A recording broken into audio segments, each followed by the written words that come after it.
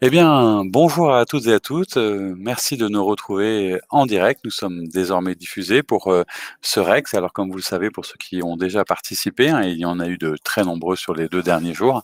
Un REX, c'est un retour d'expérience. Ça se veut pratique, concret, synthétique. L'objectif étant de vous permettre de vous inspirer et de partager entre pairs sur des sujets évidemment précis, techniques et professionnels. On se retrouve aujourd'hui avec Jean-Luc Sanvoisin. Bonjour, vous m'entendez bien, Jean-Luc? Voilà, faut remettre votre micro. Voilà, Hein. voilà, vous Alors, m'entendez, on vous entend, c'est super. Les petites règles du jeu, elles sont très courtes, elles sont très simples. J'invite tous ceux qui nous regardent à évidemment couper pour des questions de flux et pour des bruits intempestifs à la fois leur image et leur micro. Et puis apparaissent donc à l'image moi-même et Jean-Luc son voisin, donc chef de service ressources et développement pour l'emploi à la métropole Grenoble-Alpes Métropole.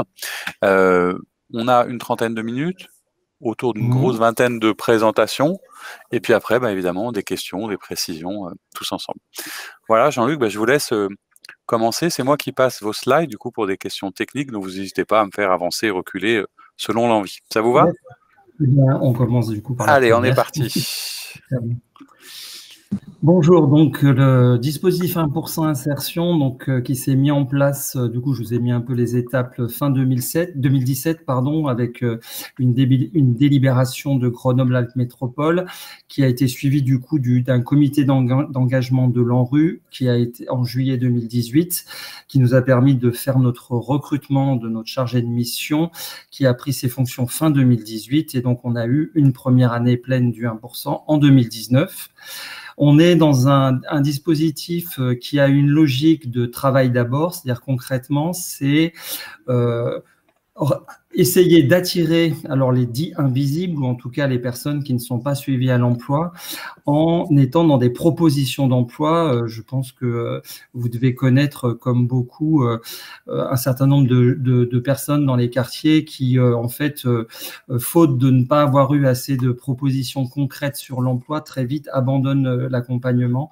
Ils sont un peu toujours dans le tout de suite. Et si ça vient pas tout de suite, ils s'en vont. Et le but, justement, c'est de leur proposer de l'emploi pour les faire se réinscrire dans un accompagnement plus durable.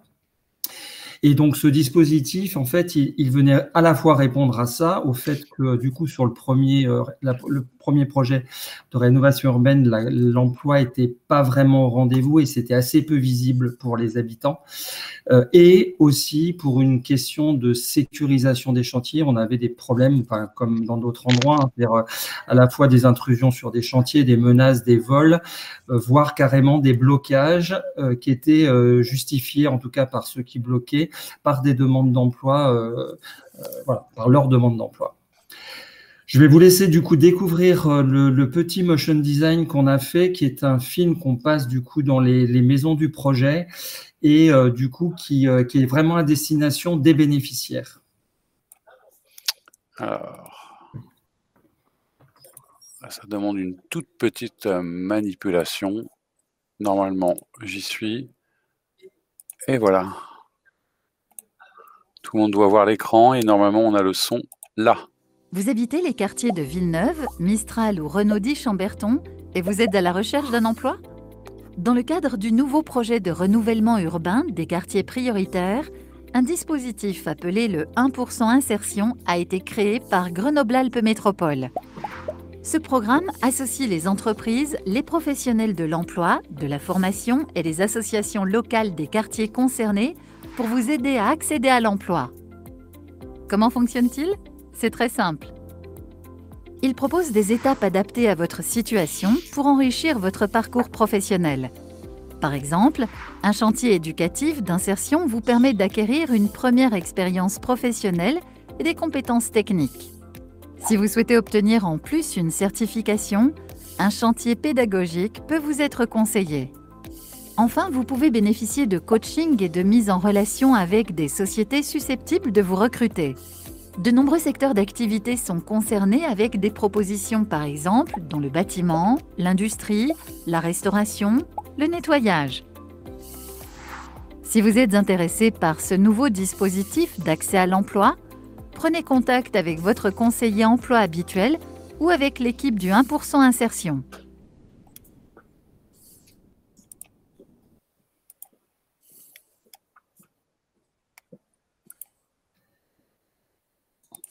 On va pouvoir du coup rentrer un peu dans le détail de… Voilà, tout s'est bien passé techniquement. Je suppose que tout le monde avait entendu et c'est vrai que ce film est très clair. Voilà la suite. Donc, les piliers en fait du dispositif 1%, donc c'est en effet une coordination des acteurs de l'emploi. Donc, 4 quartiers, on a mis en place 4 coordinations mensuelles sur ces quartiers, des coordinations des donneurs d'ordre. Ils ont un rôle vraiment important puisque ils contribuent en tout cas aux solutions d'insertion dans les différentes actions du 1%. C'est la mise en place d'actions innovante emploi avec du coup des actions de recrutement et des préparations de public, mais similaires à ce que peut faire l'ensemble des structures emploi, sauf que là on va chercher plutôt des personnes non accompagnées. La diversification des chantiers, du coup, avec un certain nombre de réponses, mais j'y reviendrai, qui se veulent répondre ou en tout cas être des portes ouvertes pour des personnes, quel que soit leur niveau, leurs compétences, leur savoir-être. Et enfin, une logique de construction de parcours, c'est-à-dire qu'on essaye de faire un suivi. Alors, on n'est pas ce n'est pas un accompagnement à l'emploi, parce que là, c'est la structure emploi qui fait l'accompagnement à l'emploi. Mais nous, on essaye vraiment de suivre les situations et d'aller jusqu'au bout d'une formation ou d'un contrat long qui est proposé aux personnes.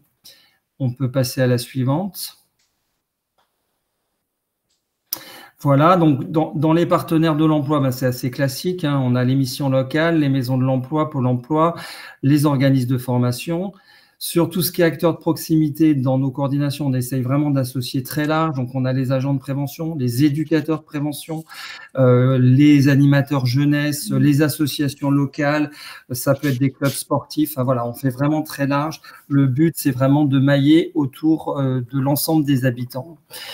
Enfin, on a sur la question des donneurs d'ordre, on est vraiment pareil sur tous les donneurs d'ordre qui interviennent, donc beaucoup sur les bailleurs, forcément, puisque c'est quand même eux qui sont en charge de la plupart des rénovations, des réhabilitations, mais c'est aussi Grenoble-Alpes Métropole quand il s'agit de refaire une route ou de refaire un espace vert, et c'est aussi la ville de Grenoble sur des équipements sportifs, de loisirs, etc. On peut passer. Voilà, donc là, juste pour vous montrer un peu le type d'actions différentes qu'on peut faire. Donc, nous avons les chantiers éducatifs d'insertion. En fait, c'est quelque chose que nous avons mis en place. C'est plus long qu'un chantier éducatif classique qui, en général, fait 15 jours et qui est censé apporter aussi des compétences et qui nous permet d'avoir une évaluation sur les personnes dans les activités que les chantiers éducatifs proposent, c'est-à-dire espaces verts et bâtiments. Les chantiers écoles, du coup, qui sont vraiment, alors pour nous, une des actions phares, du coup, qui sont faits avec des organismes de formation financés par Pôle emploi et qui se font à l'intérieur des quartiers, mais j'y reviendrai sur la slide chantier école. Des chantiers de proximité qui sont des places dans des structures d'insertion par l'activité économique, mais qu'on finance en plus des places classiques qui sont payées par l'État. Donc, ce n'est pas des CDIE, des contrats à durée déterminée d'insertion. Ce sont vraiment des contrats en plus, des périodes de travail qui peuvent aller d'1 à 3 mois. Donc, des ateliers linguistiques, en effet, pour les personnes, parce qu'on a pas mal de personnes qui ne maîtrisent pas le français. On a 2 prestations, donc une avec une association qui s'appelle à Lille, qui fait en fait des SAS, alors qui sont constitués d'une semaine de coaching collectif, suivi de 15 jours de mise en pratique par une PMSMP, donc un stage de 15 jours en entreprise, et suivi par contre d'un suivi et d'un placement à l'entreprise. L'objectif de cette association, c'est le CDI. Ils travaillent vraiment que là-dessus. Et donc, il y a tout un accompagnement de l'entreprise et des personnes pour arriver au CDI. Et enfin, Mosaïque RH sur la partie diplômée avec, pareil, un mélange de coaching et de suivi et d'ouverture de réseau d'entreprise pour l'ensemble des participants. On peut passer, du coup, voilà. Alors, je voulais mettre vraiment le focal sur 2 actions particulières qui, pour nous, sont assez importantes aujourd'hui et qui peuvent vraiment créer du débat parce que même encore entre nous, elles posent des questions. Donc, on a mis en place à partir de 2020, la première, elle était en 2020, on a mis en place des permanences emploi au démarrage des opérations urbaines. Donc, concrètement, notamment sur un des quartiers phares du NPNRU, on avait des blocages de chantier collectifs avec, dès le premier jour de chantier, des habitants, alors j'aime pas dire des jeunes parce qu'il n'y a pas que des jeunes, enfin voilà, c'est qui venaient bloquer le chantier en revendiquant de l'emploi. Ces blocages pouvaient durer très longtemps. Je crois qu'il y a un blocage qui a duré plus de 2 mois, donc ce qui est quand même une perte financière assez importante pour le donneur d'ordre.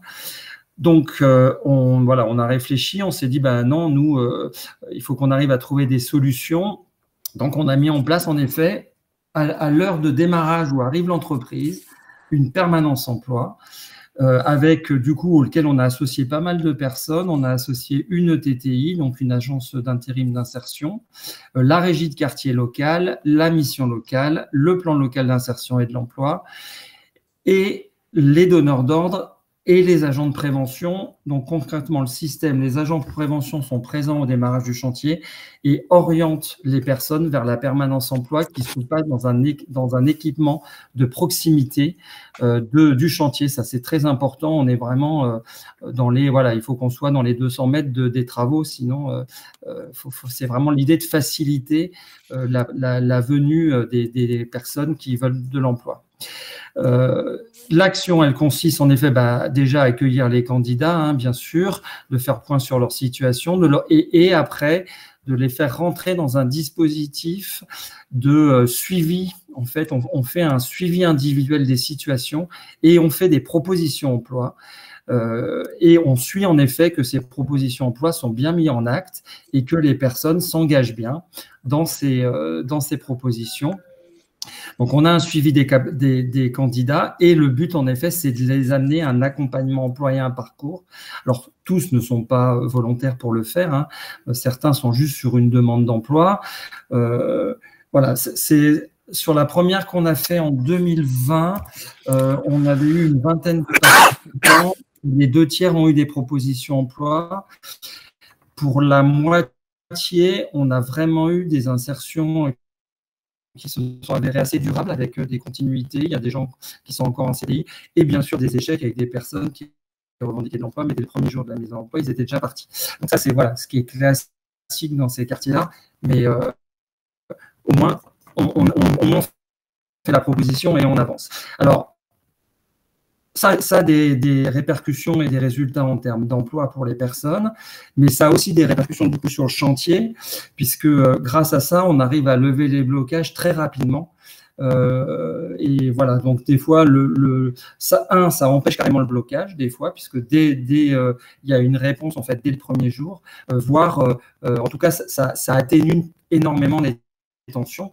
Après, c'est clair, ça ne répond qu'à l'emploi. La question de la sécurité, si le blocage il est lié à autre chose, là, c'est plus de notre ressort et on ne pourra rien y faire. On peut passer, du coup.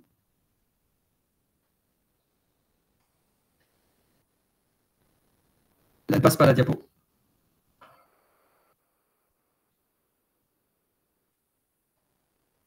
C'est bloqué, là. Ouais, on vous perd un peu, Jean-Luc, en fait. C'est bon, là? Vous la voyez? Ouais, on la voit bien, ouais. Ouais, voilà, mais on vous avait perdu et ça passait pas, là. Voilà. D'accord, ok. Très bien. Et du coup, on ne m'entendait plus, du coup? Si, c'était haché, mais là, ça va mieux maintenant. D'accord, ok, merci. Après, donc, je voulais faire un peu un focal sur une autre action vraiment phare pour nous, ça, c'est les chantiers écoles ou chantiers pédagogiques. Donc, concrètement, qui se faisaient il y a quelques années, voilà, mais avec des résultats assez mitigés et quand même un nombre d'abandons importants. Donc, on a vraiment essayé de revoir totalement ces chantiers écoles-là. Aujourd'hui, on en a fait dans 2 secteurs d'activité qui sont le BTP et le nettoyage propreté. Donc, un chantier école, c'est 3 mois de formation en travaillant sur un lieu de proximité du quartier. Quand on est sur des chantiers écoles BTP, c'est des appartements qui sont mis à disposition par les bailleurs, qui du coup les bloquent l'appartement un peu plus longtemps. On est sur à peu près 3 mois de formation. C'est un groupe d'environ 10 personnes, on a été jusqu'à 12, mais jamais en dessous de 10, du coup, qui se forment. Donc, 3 jours sur le lieu de chantier, 2 jours dans l'organisme de formation pour l'obtention d'un module du titre professionnel agent d'entretien du bâtiment. Et on termine cette formation par un job dating, c'est-à-dire qu'on fait venir une dizaine d'entreprises, quasiment une entreprise par candidat, ce qui fait que le retour à l'emploi est vraiment très bon, puisque finalement, tous ceux qui arrivent au bout de la formation, donc les 80% sortent tous à l'emploi, et on perd des fois 1 ou 2 candidats pendant la session, voilà, pour des raisons. Alors, pas sur toutes les sessions. Je crois que sur du coup, on a à peu près eu 32 sur les 3 premières. On a dû en perdre 3 sur les 3 premières. Voilà. On peut passer à la suivante, du coup. C'est bon? Vous voyez la slide? Non, elle n'a pas changé là. Alors là, moi, j'ai chantier, école, nettoyage qui apparaît. Eh ben, pas moi. Je n'ai pas celle-là. D'accord. Donc là, c'est la slide 9. Pourtant, chantier, école, nettoyage. Alors, attendez, moi, je vais voir carrément le mien dans ces cas-là. Est-ce que, oui, les autres, vous voyez, tout va bien, ce slide 9, là? Bon, je ne le vois pas, c'est pas grave. Je vais commenter quand même. Donc, sur les chantiers école nettoyage, donc c'est le même principe que pour le BTP. Concrètement, on a passé des accords avec des équipements locaux, donc qui sont des équipements d'animation et une école élémentaire. Et du coup, on fait du surnettoyage dans ces locaux-là par un organisme de formation qui, pareil, à peu près forme une dizaine de personnes. Je crois qu'on avait eu 12 personnes sur le dernier pour l'obtention de la certification AS2. Et donc, c'est vraiment voilà, une formation en travaillant, hein, comme le même système que le BTP, et qui, du coup, est vraiment ouvert à des personnes qui ont vraiment, voilà, pas forcément, qui ne seraient pas allées en formation classique, en tout cas, et pas sur une formation longue, et qui, du coup, s'engagent sur ce type d'action et trouvent du travail, du coup, assez facilement à la fin. On a fait 2 sessions, du coup, qui ont été financées dans le cadre du PIC par Pôle emploi, donc du plan sur insertion dans les compétences. Voilà. On peut passer. Alors, du coup. Vous voyez la suivante, les actions du 1% insertion, secteur en développement, voilà. C'est bon? Voilà, donc aujourd'hui, ce système de chantier école, on voit que ça marche super bien, qu'en effet, on a amené dans ces chantiers écoles des personnes qui étaient vraiment éloignées, qui avaient fait un certain nombre d'étapes avant, le chantier éducatif d'insertion, le chantier de proximité qui après s'était formé. En termes de résultats aussi, ce qui est assez intéressant, c'est qu'on a beaucoup, à l'issue du chantier école, des demandes d'alternance, alors qu'on ne les avait pas au démarrage du chantier école. Donc, je pense que ça remet l'intérêt de la formation et ça rassure aussi les participants sur la formation qui leur permet du coup de s'inscrire dans des formations plus longues. Donc, on voudrait développer d'autres chantiers écoles sur l'industrie, l'espace vert, les travaux publics et la restauration. On est vraiment sur l'espace vert travaux publics, là, puisqu'on a des travaux sur un parc de réaménagement, donc on voudrait lancer la même chose. Et on a un bout de route qui est fait par la métropole, et pareil, on voudrait faire quelque chose au niveau des TP sur la mise la création de cette route. On peut passer. Voilà. Et on espère en faire davantage après. Donc, très vite sur le coût, parce qu'en général, c'est quand même important. Donc, ça s'appelle 1% insertion parce que c'est 1% du coût du projet total qui est lissé sur 10 ans, donc 3 millions d'euros, donc égale 300 000 euros par an sur le 1% insertion. Aujourd'hui, on a augmenté le nombre de chargés de mission qui interviennent parce que ça a pris beaucoup d'ampleur, du coup, ce dispositif. Donc, aujourd'hui, on a 2 ETP de chargés de mission qui interviennent sur le dispositif avec un quart de temps d'assistanat. Et on a recruté une apprentie cette année pour faire le suivi des candidats. C'est ce qu'on n'avait pas, ce qui nous manquait et ce qui nous manquera quand elle sera partie. Donc aujourd'hui, le coût salarial, il est 118 364 €. La participation de l'ANRU, donc qui était à titre expérimental, hein, je crois que c'est vraiment la première fois que ça s'est fait, et la seule d'ailleurs. Donc elle a été de 47 500 €. Voilà. Et sur le fonctionnement, en 2020, on était sur 255 000 €, on n'était pas sur les 300 000. Nous, donc la métropole, on a mis un budget de 100 000 € sur ces actions. Les bailleurs contribuent à hauteur d'à peu près 15 000 € en 2020, mais ça sera plus en 2021 par la mise à disposition à la fois des appartements et l'achat du matériel pour l'organisme de formation qui ne paye pas le matériel. Et du coup, la formation, finalement, qui est la plus grosse partie, financée par Pôle emploi et la région.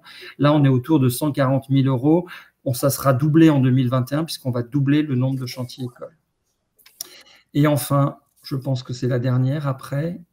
Du coup, donc, la suite pour nous. Donc, on voit bien en effet qu'il nous manque encore des choses et que notamment la partie suivi des candidats et lien avec l'ensemble des prescripteurs est importante à faire. Donc, on voudrait créer un poste de chargé de suivi des participants, du lien avec les prescripteurs, renforcer les permanences emploi au démarrage des chantiers parce que ça fonctionne très bien et renforcer surtout du coup la partie concertation sur les situations, c'est-à-dire vraiment avoir ces réunions qui permettent d'étudier les situations à plusieurs, à la fois côté lien entreprise et côté aussi lien sur le quartier, parce que c'est important aussi que du coup ce qui est travaillé arrive bien aux bénéficiaires. Et donc pour ça, on a candidaté aux cités de l'emploi qui aujourd'hui est pour nous le seul dispositif qui nous permet d'avoir des financements pour pouvoir continuer à développer cette action. Et donc, vous avez dans le lien qu'on ne regardera pas tout de suite parce que c'est trop long, je crois que c'est même 7 du coup témoignages. Ouais, ça fait 6 minutes à peu près, hein, c'est ça, je crois. Voilà. Donc, il y a 7 témoignages de bénéficiaires sur les. On a essayé d'interviewer des personnes sur toutes les actions qu'on a fait pour voir ce qu'ils en ont tiré et leur satisfaction. Eh bien, merci beaucoup, Jean-Luc Sanvoisin, vous avez été parfait, dans le timing également, puisque on a maintenant 7-8 minutes ensemble pour d'éventuelles questions. Est-ce qu'il y en a parmi vous qui auraient des demandes de précision, qui voudraient partager peut-être une expérience? Pour ça, il suffit simplement soit de se mettre sur le chat, soit d'apparaître à l'écran, de montrer son visage et de poser une question. Sauf s'il y a beaucoup de timides parmi vous, mais normalement... Ah, ça y est. Madame, bonjour. Isabelle Lefebvre. Bonjour. Oui, bonjour, merci. Je suis responsable de projet donc, dans une association. Oui. On monte effectivement un certain nombre de projets sur de l'insertion professionnelle et on suit effectivement aussi des clauses d'insertion pour des bailleurs sociaux. Ma question est la suivante. Dans le cas des chantiers écoles, quelle est la rémunération des bénéficiaires de ces chantiers? C'est très, très direct. Très bien. Ils ont le statut de stagiaire de la formation professionnelle et donc l'indemnisation est selon leur situation professionnelle. C'est-à-dire, est-ce qu'ils ont travaillé, pas travaillé? S'ils n'ont pas travaillé, c'est autour de 400 € par mois et ça peut aller jusqu'à 1 000 € en fonction de leur situation. Donc une rémunération régionale dans le cadre de l'ASP, c'est ça? Pôle emploi, rémunération Pôle emploi. Pôle emploi, d'accord. Voilà. Okay. Et je précise, hyper important, parce que ça a été notre première difficulté, être hyper clair dès la première réunion de présentation du chantier école, parce que c'est vrai que on a un peu payé les incompréhensions de certains quand ils ont vu l'argent arriver, et que notamment le premier mois qui n'était pas entier, qui du coup avait coupé la rémunération, ça a été difficile à faire digérer et à faire accepter. Voilà. Donc, bien se faire préciser les choses en amont. Est-ce que merci. Pôle emploi est présent et présente bien tout ça à tous les futurs stagiaires pour qu'il n'y ait aucune erreur et qu'ils sachent avant de commencer à quoi ils s'engagent. C'est très important. Très bien, merci beaucoup. Merci madame. Est-ce qu'il y a d'autres demandes de précision, interventions, témoignages sur ce sujet? Vous pouvez utiliser le chat si vous n'avez pas envie qu'on vous voit ce matin. Enfin, ce matin, bien avancé déjà. Alors, je ne sais pas, Jean-Luc Sanvoisin, qu'est-ce qu'on peut retenir? Vous avez évoqué beaucoup de choses, mais si on devait un peu reformuler, c'est quand même un dispositif assez unique, si j'ai bien compris quand même. Est-ce que vous êtes, est-ce que vous avez des discussions, vous, avec d'autres territoires, ou est-ce qu'il y a d'autres endroits où des personnes réfléchissent à cette mise en place, et selon vous, qu'est-ce qui l'a rendu unique jusqu'à présent et peut-être difficile à modéliser? Alors, unique, parce que je pense qu'on a été les premiers, du coup, à penser, apporter une réponse par rapport à cette question à la fois de l'emploi et de la sécurité des chantiers dans le cadre d'un projet de rénovation urbaine, et on a eu la chance de bénéficier d'un financement expérimental. Ce qui n'est malheureusement pas le cas pour tout le monde. Hein. Je sais bien que, et je ne pense pas que l'ANRU financera d'autres postes de ce type. Par contre, c'est vrai que honnêtement, les cités de l'emploi, aujourd'hui, il y en a déjà quelques-unes en France, et il y a une deuxième vague qui arrive, ça va être vraiment, à mon avis, parce que c'est exactement finalement ce qu'on a développé sur le 1%, c'est-à-dire la coordination pour chaque quartier de l'ensemble des acteurs et on va dire, du travail en finesse sur l'ensemble des situations dans le but d'aller rechercher les personnes dites invisibles. Alors, j'aime pas trop ce mot parce que des fois, dans les invisibles, il y a des plus visibles, hein, ceux qui bloquent les chantiers, et on les voit bien, en fait, mais invisibles pour les structures qui accompagnent à l'emploi.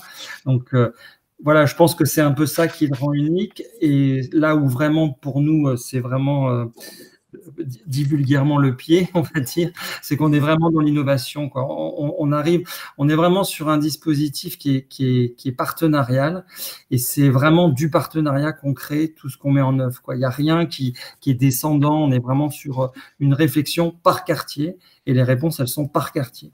Alors, ce qui est intéressant, vous évoquiez aussi la coordination nécessaire des acteurs, des différents acteurs publics, institutionnels. Sur le territoire de la métropole, il y a des villes avec des secteurs un peu plus complexes que d'autres, mais est-ce que quelque part, ou du moins, quel est le rôle des services jeunesse, puisque ça s'adresse quand même aux jeunes? Une des questions, c'est quand même d'aller les chercher, d'aller leur parler.